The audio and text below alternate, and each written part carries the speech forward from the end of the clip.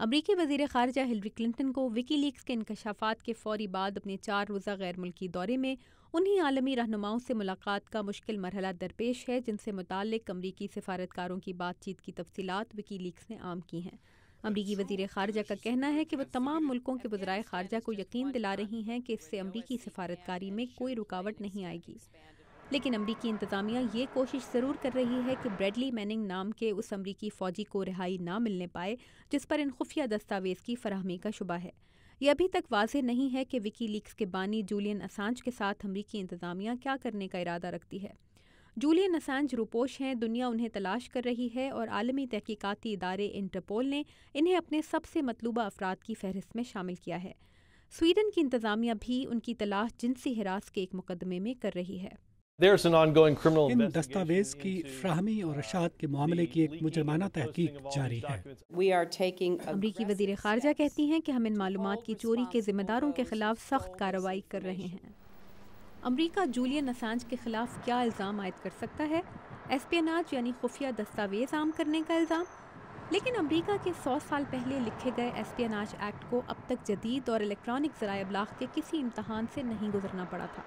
اگر یہی فرد جرم عائد کی جاتی ہے تو قانونی ماہرین کا کہنا ہے کہ عوام کا جاننے کا حق جولین اسانج کا بہترین دفاع ثابت ہوگا۔ ثبوت تو 2.5 لاکھ دستاویز کی صورت موجود ہیں، لیکن ایسپیناج ایکٹ کے تحت امریکی حکومت کو یہ بھی ثابت کرنا پڑے گا کہ ان دستاویزات کے عام ہونے سے امریکہ کی قومی سلامتی کو کیسے نقصان پہنچا، جس سے کچھ مزید رازوں سے پردہ اٹھنے کا خدشہ ہے۔ پیٹرک روون قومی سلامتی کے معاملات پر امریکہ کے سابق نائب اٹارنی جنرل ہیں۔ سب سے خطرناک دستاویزات وہی ہیں جن کے عام ہونے سے امریکی حکومت کو نقصان پہنچا، اور انہی کے بارے میں مقدمے کے دوران یہ بتانا پڑے گا کہ یہ دستاویز کس وجہ سے نقصان دہ ہیں، جس سے مزید معلومات فراہم کرنی ہوں گی۔ لیکن جولین اسانج نہ تو امریکی شہری ہیں نہ ہی امریکی زمین پر۔ آسٹریلیا سے تعلق رکھنے والے سابق انٹرنیٹ ہیکر خیال ہے کہ اس وقت برطانیہ میں روپوش ہیں۔ پیٹرک روون کا کہنا ہے کہ امریکہ کو جولین پر مقدمہ قائم کرنے کے لیے عوامی اور غیر ملکی دباؤ کو نظر انداز کر دینا چاہیے۔ بہتر ہوگا کہ آپ ابھی 2-4 سال خاموشی سے انتظار کریں، یہاں تک کہ اسے محفوظ ہونے کا یقین ہو جائے۔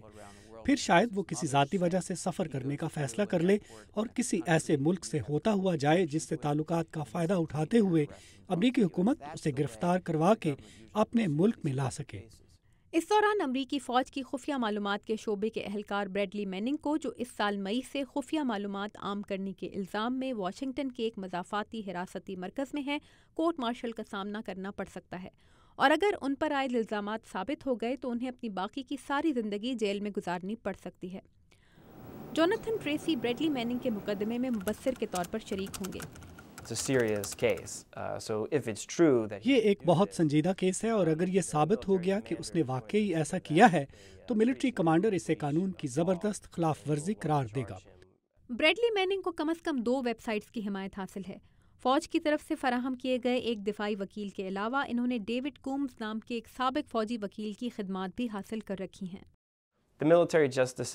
فوج کا نظام انصاف بہت سوچ بچار پر مبنی ہے، اسی لیے کبھی کبھی یہ بہت آہستگی سے کام کرتا ہے، جس کا مطلب ہے کہ اس وقت جو واحد چیز عوام اور عالمی رہنماؤں کی عدالت میں کھڑی ہے وہ امریکی خارجہ پالیسی ہی ہے۔